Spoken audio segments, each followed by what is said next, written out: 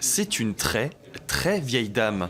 Cette momie, c'est celle d'Anne-Catherine Bischoff. Ça ne vous dit rien? C'est normal, et pourtant cette ancienne citoyenne bâloise, née à Strasbourg en 1719, a des descendants et pas des moindres.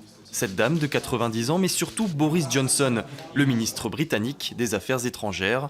Rien que ça. Le corps découvert en 1843 dans l'église de la Barfußerplatz vient d'être identifié par une équipe de scientifiques, dont Albert Zink, le spécialiste d'Otzi, une momie trouvée dans les glaces en 1991.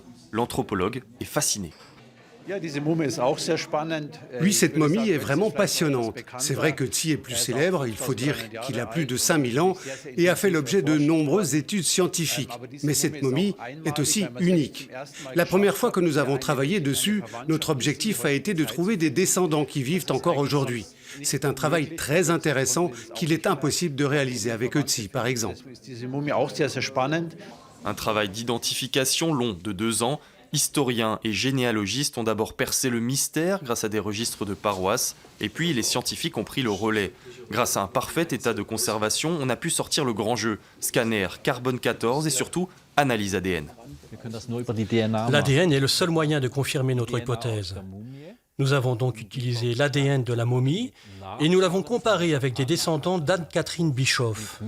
Avec plus de 99,8% d'ADN qui concordent, nous avons la certitude scientifique qu'il s'agissait bien d'Anne-Catherine Bischoff.